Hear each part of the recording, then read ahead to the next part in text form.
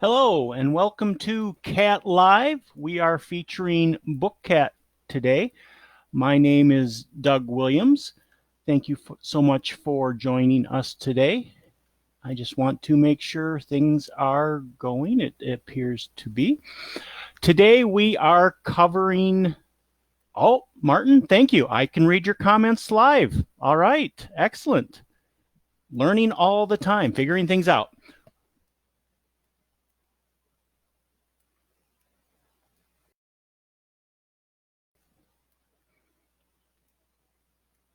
Oh, just a moment. All right. Distractions, I believe, are now off the table. Sanjay, hello. Let's talk about BookCat. We are going to cover the downloads from the internet, and then we are also going to talk about the layouts, the sort, and the filter, and things that may be related to that.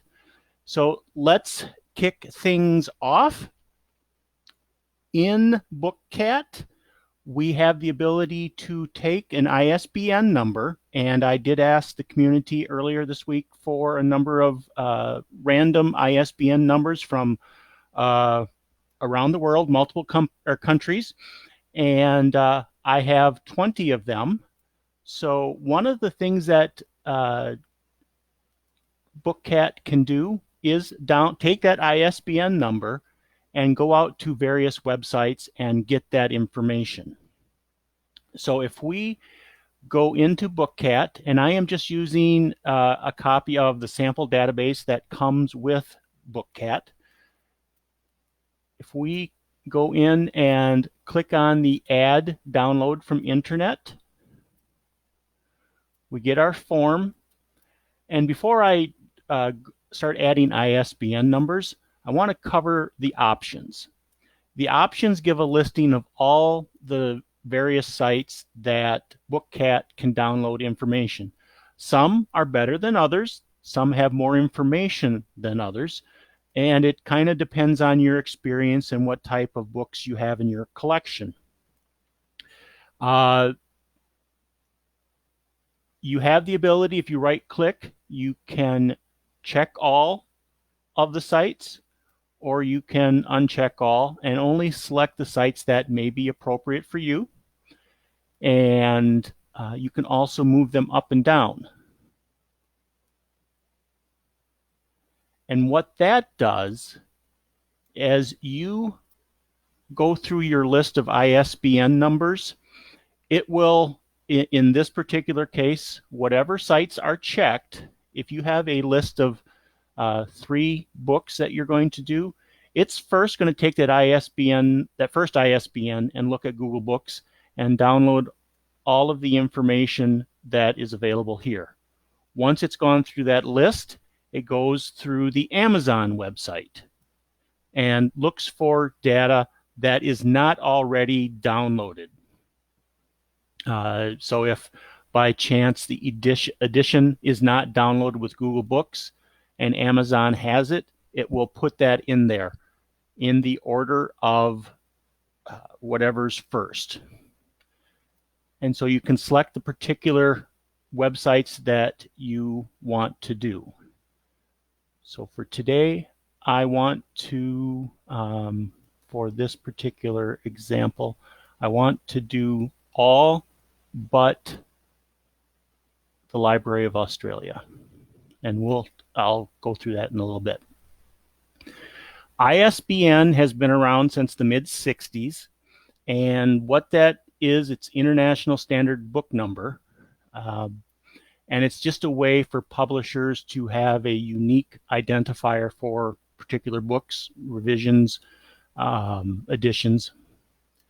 And it first started off as a 10-digit number, and then because there's just a lot of books out there, it needed to be switched over to a 13-digit number sometime in the 2000s, I believe. And with that, there's an easy way, mathematical way that you can convert an ISBN 10 to an ISBN 13. And CATTrax can do that conversion for you. Plus, there's some other choices that if you don't find an ISBN 10 number, you can try it with an ISBN 13. And then vice versa, if it's an ISBN 13 number and you don't find it, you can retry with an ISBN 10. We also have the ability to ignore duplicates. Sometimes you forget or you inadvertently add an ISBN number twice. You can choose to ignore those or just leave them in there because for some reason you want to have multiple entries. Only download from one site. You can do that in regards to, say, you just want to get the information from Google. Or I'm not quite sure of the algorithm behind only download from one site. It may be whatever site gets the most information. I'm not entirely sure on that. That's a secret that we'll have to ask Frederick. Then transferring the barcode number, and then only show new books after the transfer, and then open the book edit window. Just some selections that you can do with that. So we're going to leave these as they are. And then I'm going to open my list of ISBN numbers.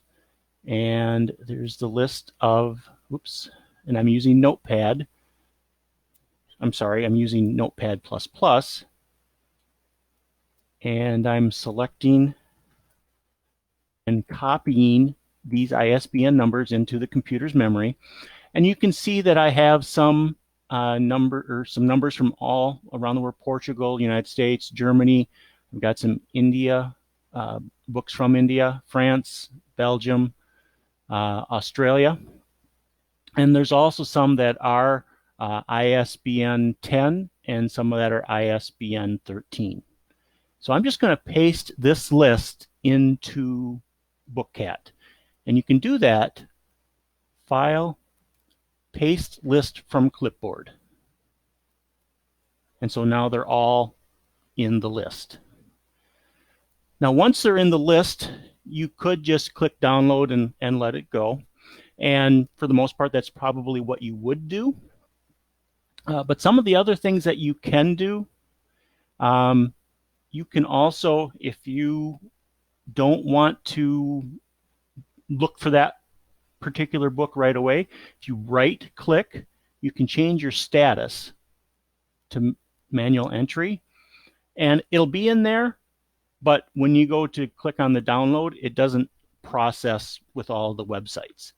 And these other choices that are in here, they are for after you've processed the download and there's some in there that you just can't find, you can delete those. The other thing that's nice is, like, I have manual entry highlighted. If I do Control M, I can just toggle between them. And it's not just one at a time. I can select them all and go Control M. And Control M is this status here. So it just kind of toggles back and forth.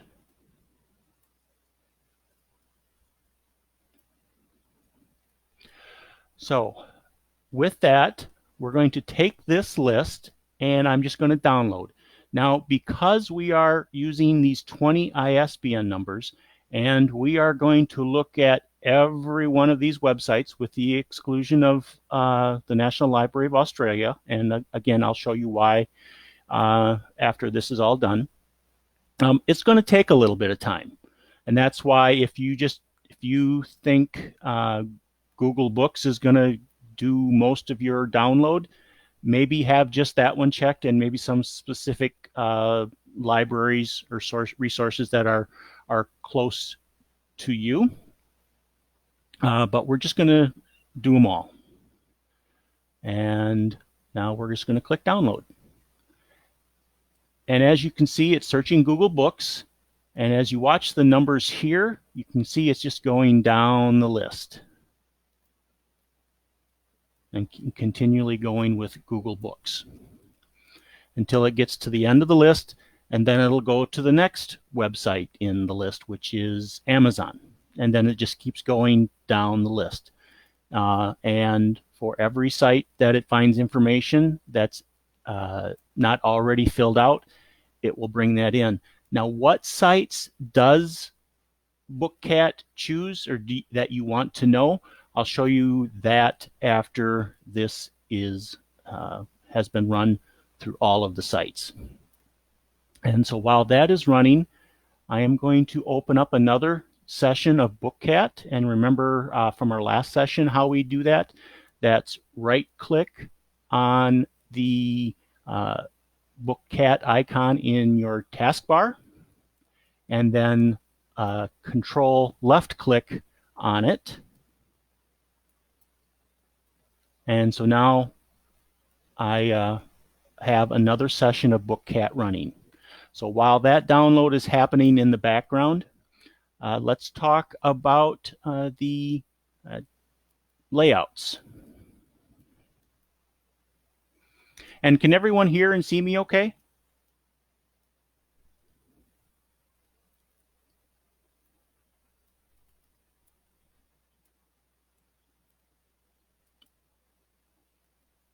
So layouts. The view that you see here are pretty much what is the default views of what comes with BookCAT. Great, thank you, Martin. And I left this here because that's what you may be most familiar with it. That's not, this type of view isn't what I normally work with, but we will go with that for this particular demonstration. So we have multiple ways to look at the data that has been entered. We have the default, or we have the layouts, which is basically this particular view here, and the records, or excuse me, the fields that are displayed in this particular view.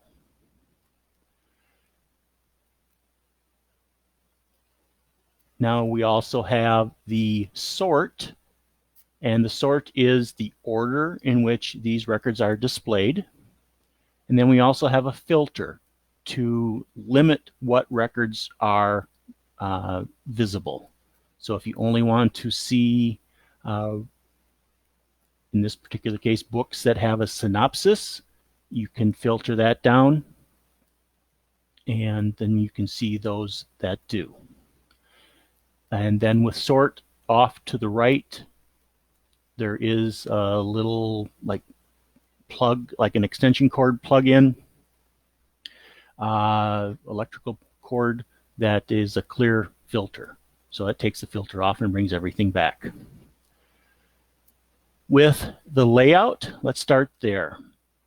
We have the ability to list all of the layouts that are in your BookCAT, and there are a few in there to get you started.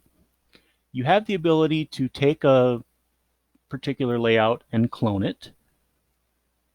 And if you clone it, it's basically just going to take and make a copy of it. So with that, what I like to do is, for my default settings, I like to put an underscore and then, in this particular case, default layout. That way, when it sorts it to the top. You don't have so far to go to get back to a common location or common look. In here, you also have the ability to change your fonts and your font sizes and your row colors. Where this really comes into play in the early days of the BookCAT program, we probably had VGA monitors, very low resolution, with 640 by 480, I believe. So the forms would probably be huge on those screens. But then as technology changed and resolution got bigger, and then the text on the screen gets smaller. And as happens to all, the eyes aren't quite as capable to pick up the small characters. So you might need to make things a little bigger. So from here, we can change the font size. And I'll just add that and we'll show you what that does. And so now the font is much bigger, a little easier to read. But you do need to adjust some of the columns. And you can do it just like you would with a spreadsheet. Just grab the bars and move it aside. You can also adjust the headers. So as monitors got larger, the fonts needed to get larger too, to a degree. So that's one of the things that with the list layout you can do. You can also change the colors of the highlighted. So if you look here, my highlighted has that particular inverted color. But if we change it to invert and then OK, it changes it to a much different invert color. So if you need that contrast to help find things, that's one of the things you can do. The ability to show the mark column. This is the column here that you can, one of the only fields that you can edit in the list field is you can mark the records that you particularly want to identify. But you can also turn that off. I like it on. Oops, that one. You can have fixed columns. So let's just say 2. And much like you can with an Excel spreadsheet, let me go back into here and just randomly add some other fields to this layout.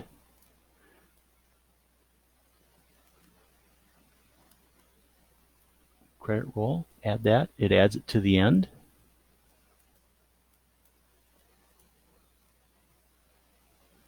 Adds it to the end.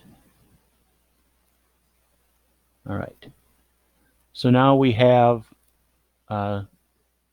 fields that actually start rolling off to the end. And I need to resize. There we go. The left and right scroll bar wasn't shown. The window just needed to be refreshed. It is a little quirk with not only BookCAT, but I believe all the other CAT programs.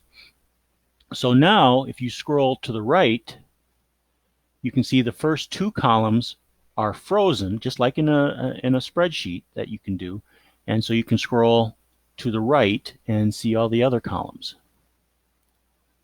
So if your primaries are your author title in this particular case, you can keep them locked in place, and then you can scroll to the right and see the others.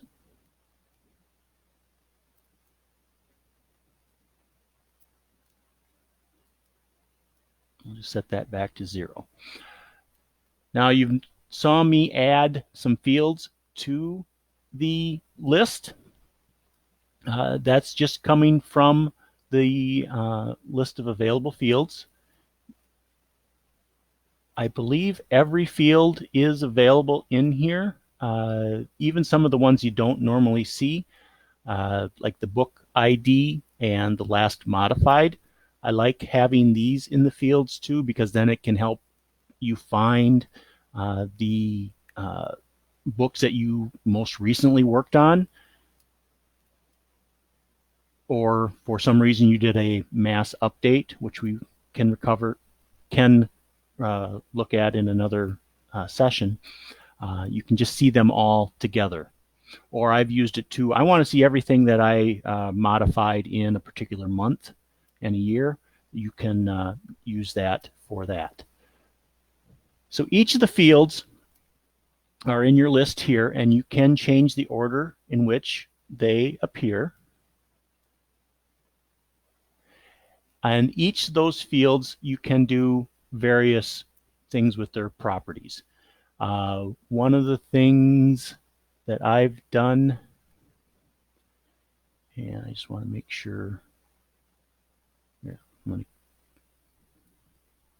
I'll say yes. I want to, here, my year. In this particular case, my year column, it fits. But if I have a date field that I want both the month and day, well, that's a bad example. But you'll see what I'm getting at. So for the year, the published date, we can say we want the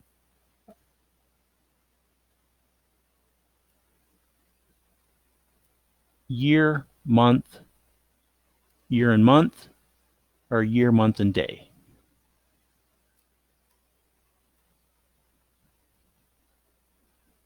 And so when we look at the field, we can see the various dates that were entered.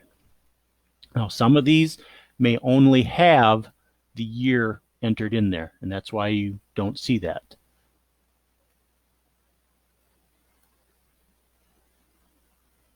But what I wanted to show you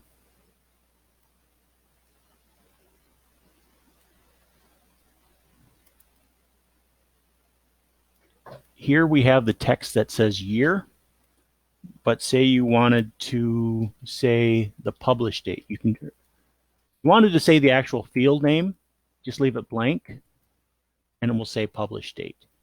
If you want to say some abbreviation of that, just to kind of help save space, you can change it to say update or something else that can help you identify what you have. And mine didn't change. Oh, I think I did it in the wrong field. Yes, I did it in the wrong field. There we go. There, so I changed it to pub date. And one of the other things that you've seen me do is I go into this edit list layout and I see the listing for all the fields that are in that view and all the properties for them. Because I'm used to doing it, you can right click on that header and you can go into list layout, edit just that particular column. And so you can make your changes on the fly, really. As you're working with your particular views, you can adjust them as you see them. Kind of focuses a little bit more to what you're working on. And so now we can adjust that. And you notice I manually adjusted it. But if we go into the edit the column under list layout, you can also manually adjust it in there as well. And some of the other features that are associated with that. Short date, long date, that also has the time on it. And there's some tricks that you can do with the time. Earlier I mentioned about the date modified. Date modified also stores the time in there as well.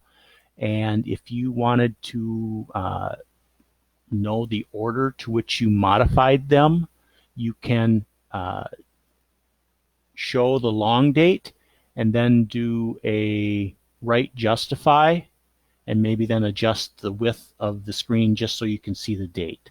Because unfortunately, you can only do a date filter format type thing for the date, not the time.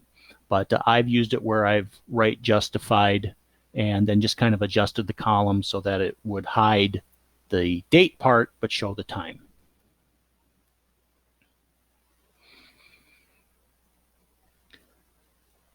Going back into list layout. So you have some flexibility. You have the ability to hide the grid lines. So it looks like that.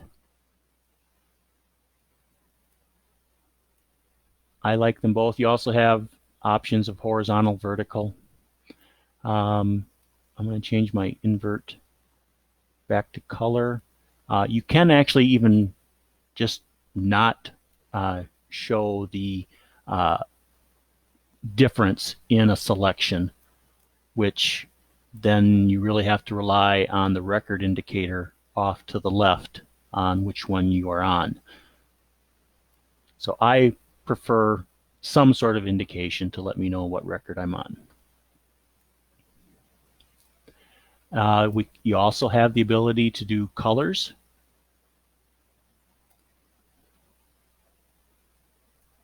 And since I am colorblind, this is probably going to look really bad. And with that, we had talked about in another session about the status colors that could conflict with this. So you got to kind of keep that design in mind, that if you're going to use status colors, you'll need to think about what colors you're going to use in your view as well. But that's a little bright for me. So I'm going to hopefully put it back to what it was.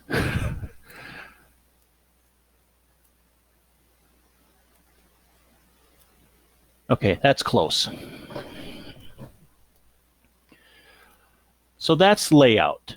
And again, your listing of layouts, you have these in here. You can change it. You can also reset it. You can reset it back to the list that comes as part of the default. So the layout I just worked on is gone. You can do other maintenance with it, edit, delete. You can add. There's two different kinds of layouts: the standard list, which what you see here, and then a card list. And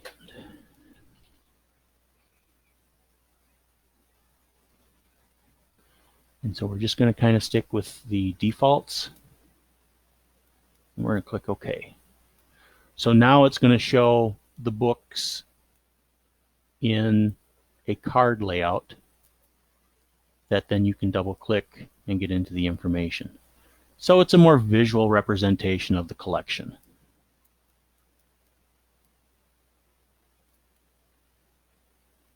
And so that is,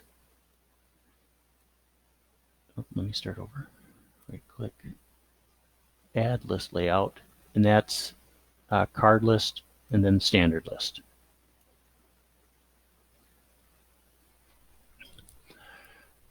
So we've got the columns in the way that we want, and we also have the colors that we want. Now let's talk about the sorting.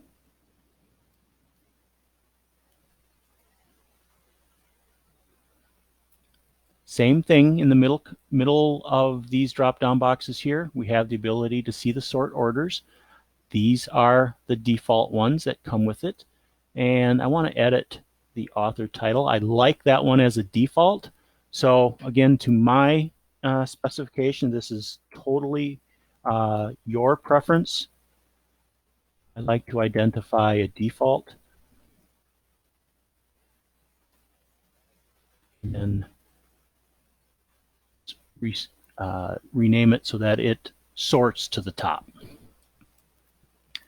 So if we edit, we have the in this case 5 fields available in the order that you want them to sort. You have in this case the book author, the book title, and the book ID. You have a large number of fields, not necessarily every field that's in BookCAT, but hopefully all the ones that you need to sort the information that you want. And from here, you can also move things around a bit. You may pretty easily grasp the first 2 columns that you want to sort on, in this case, author, title. The ones afterwards might be a little unclear, but what you can do is you can move them around. So if I wanted to move book ID up, I just click on the up arrow, and now it's up here. Click on it again, and now it's at the top of the list. So I click OK, and now it has sorted by the book ID. Well, how do you know? Well, if we go back to Edit List, and then go down to internal. It's a kind of a hidden field. We can add the book ID, and since it adds it to the end, but we want it at the beginning, we click on the up arrow and we move it to the first column. And so now the book ID is listed. We'll adjust that a bit. And now you can see that this list is now sorted by the book ID. So let's go back into the sort order and move the book ID, book ID back down. We'll click OK. And now it's sorted by the particular author.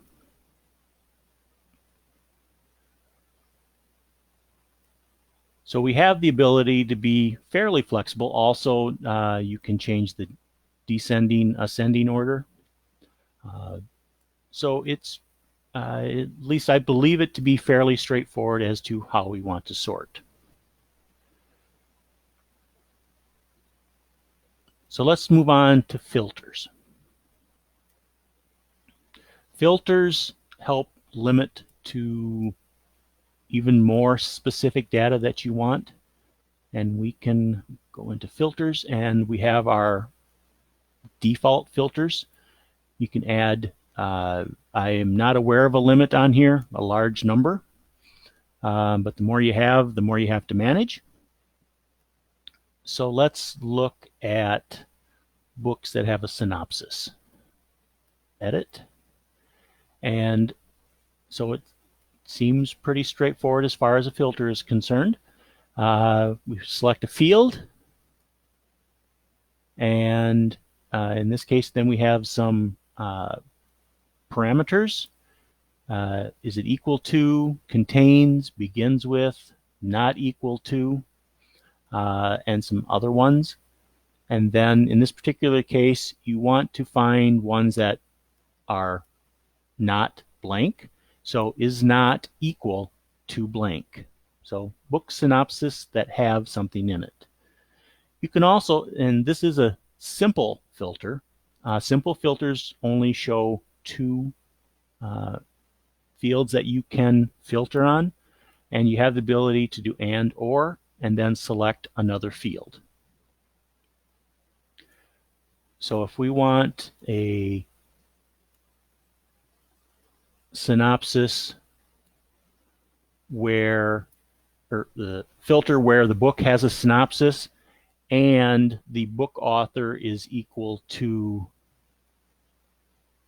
Douglas Adams, we click OK. And then we see that this particular Douglas Adams book has a synopsis.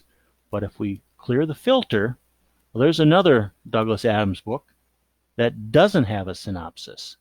So we can get very specific to the type of information that you want. Let's get rid of that particular one. Give us a little more data.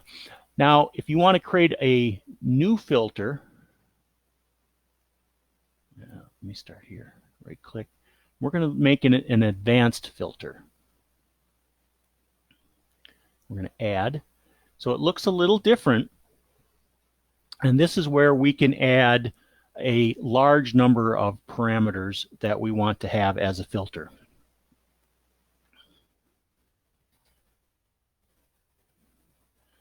Let's take a field, author, and we'll just say contains. And for, let's just say we're looking for all of the authors that have the word Adam in it. First name, last name, doesn't matter, as long as the word Adam is somewhere in the book's author's name. And then let's add the title that begins with the letter A.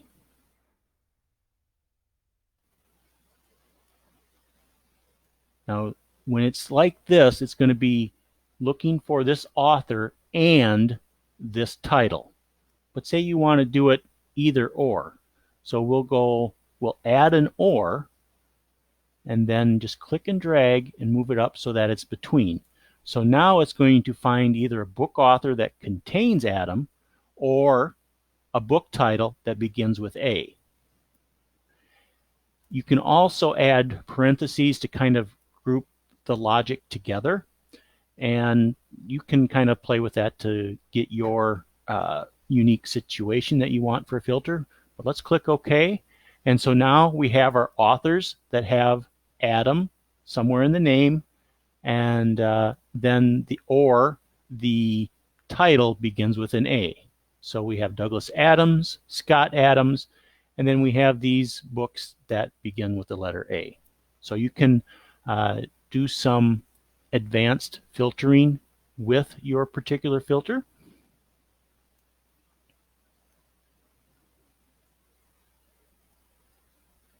And you can keep adding and having lots of ands and ors with there. But kind of group the logic a little more with that. Can be a little tricky, but you can get exactly what you would like. So we've talked about the three together. Now there's something in here you can create custom views. And custom views are taking these three all together along with this column here, the grouping. So you can go under View, View Setup, and you have some custom views set up in here. And you have a whole list that came with it, but you can add really as many as you want. So let's do a book view, and we're just going to call this. We want to use this particular list layout. I want the loan info. I want it by the reference number, and I want to use the Doug's test filter. You can also add a grouping definition, which we can cover in just a moment, along with the various Explorer templates. So we click OK, and if we click Doug's test and OK, it kind of reshifts the whole list. There we go, I got to select it. And now you'll see that the layout is now the loan info, the reference number is the sort, and the Doug's test is the filter. So you have a one-click to get to the three different sets of organization that you'd want to see.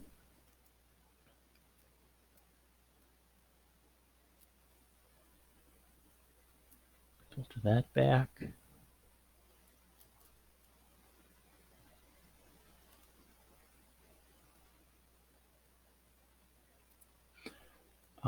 And with some of the custom views, we have the ability to just move where the Explorer window is. So with the Book Explorer bottom, it's at the bottom. You can also click on that to be at the right side. Let's go back into here, View Setup, and let's take a look at those. And so all of these are blank except for the browser template. But you can have the view set up with all of this information filled in. So let's look at the grouping. I don't normally use grouping for smaller sets like this. It looks rather nice, but when you get to larger databases with thousands of authors, it can kind of bog the system down a little bit, especially on initial load. So I don't use it a whole lot, but it is still fairly intuitive. So you can look at your grouping definitions, and these are the ones that are, again, by default. So let's look at author overview. And for each of the groups, you can identify what you want to see. In this particular case, group 1 is the book author, but if we look down here, we're just going to look at the very first letter. So you're just going to see A, B, or C, etc. for the first group. And for the second group, it's the actual book author. So if we use that, put that one in, so you can see that we have A, and then inside the the authors that start with A. And you click on the A, you just see the A authors. You click on B, just the B. You can also click on the individual and you'll just see that particular author. So you have some, in many respects, a very powerful way of looking at your particular data.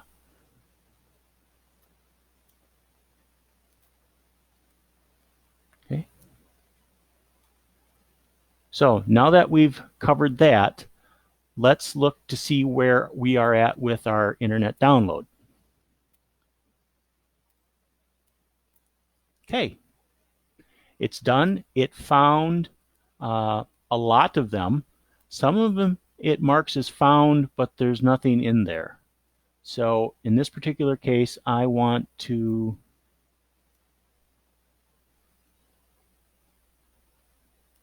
mark that as manual entry, the not found, manual entry, not found, manual entry. And this one, it found a book that I was not expecting. So I'm going to change that back to manual entry as well. And so now I'm just going to transfer these that were found into BookCAT.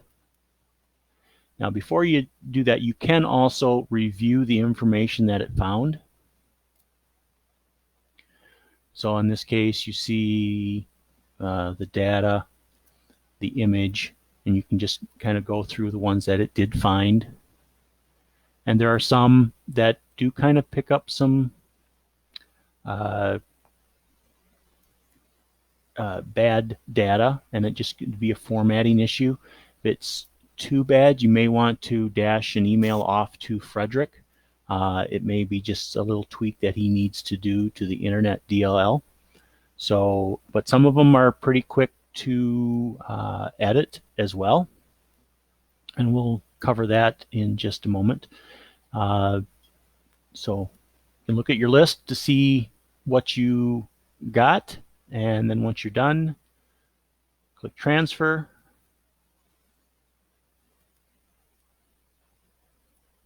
And it should not have done those three, but yet it did. My apologies. I want to delete those.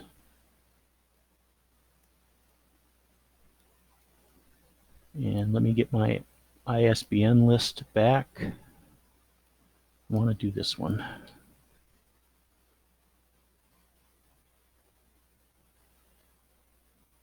So here you can manually enter one. And so it's telling me that there's a duplicate. So let's go and find that one. And you'll notice that the list it brought in, they are checked, so we can filter to just those that are marked. And the one in question is this one. I want to delete that. Let's go back to this.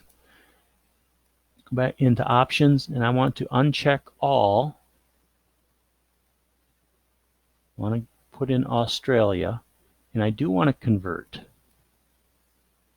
So it's going to take this ISBN number, it's 10, and change it to ISBN 13.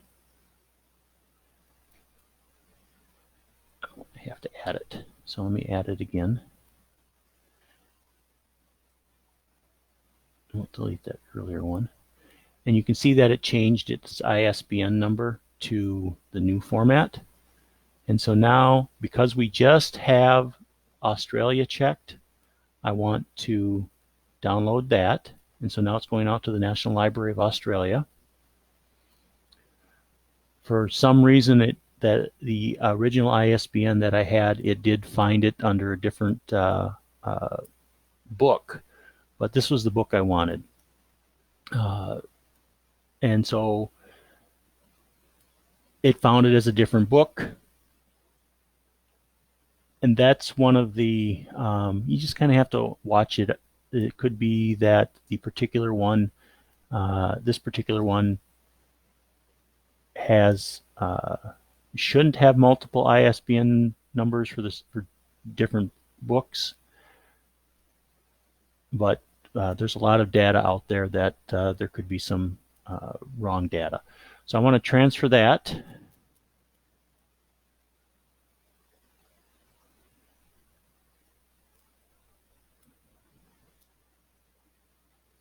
All right.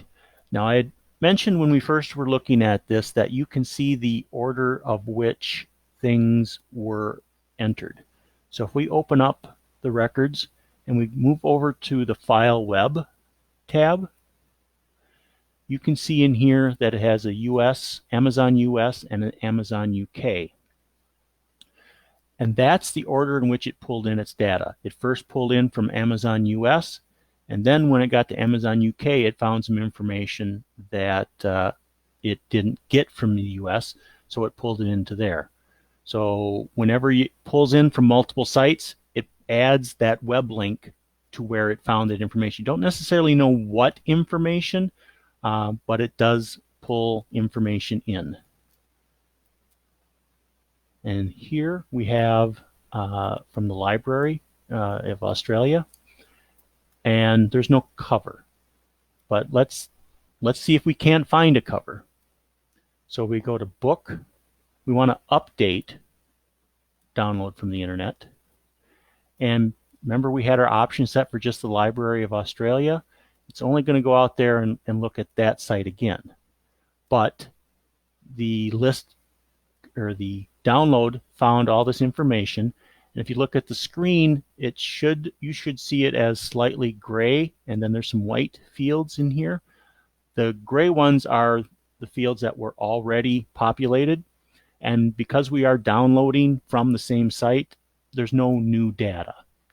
So I'm going to go into the options for download from the internet, and I'm just going to say check all. Click OK. And now let's do an update so that this particular book is going to go through all of the various websites that are in your list and look for new data. So this one shouldn't take quite as long as the other one. You can see it's going through every website, downloading some data on just this one particular ISBN.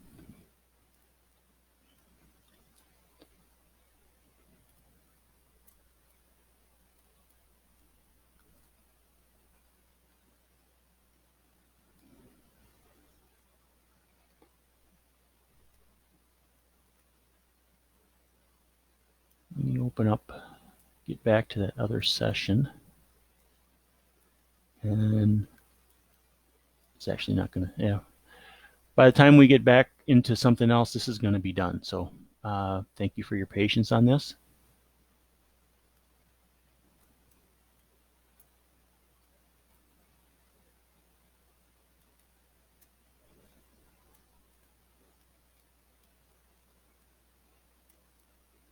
There we go. And this shows the screen we saw earlier. These fields are white, but you notice the synopsis now for this particular one is white, but it now has data in it.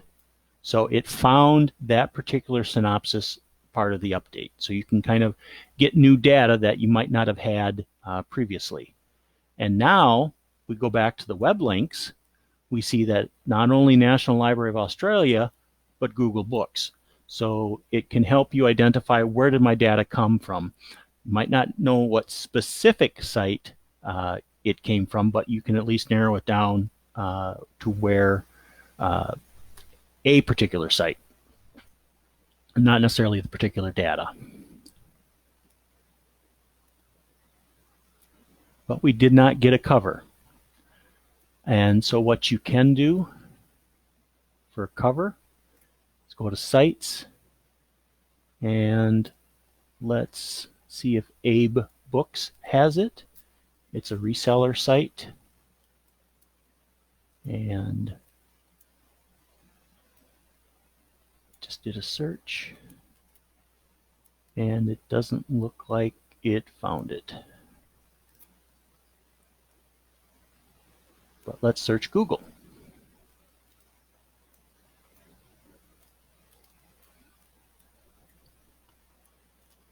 And there are no books listed there, but let's filter out some of the information to see if we can't find it. And I don't see it there either. So unfortunately, that's not working for that one.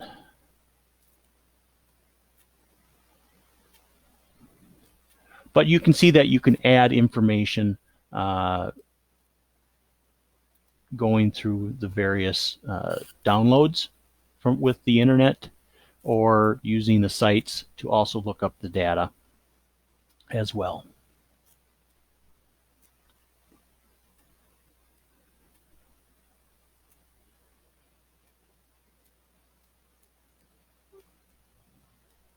All right, we are at the 52-minute mark, and let's see if there's something else.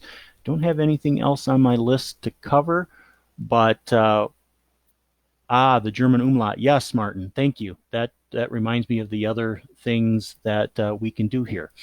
One of the features that may not be obvious to do is from a download, there's usually a sequence of characters that are predictable. So in this particular case, this book has a ampersand and then QUOT and then semicolon. Now with that, if you look at the actual book, and if we go to Amazon UK or Google Books, you can see that that particular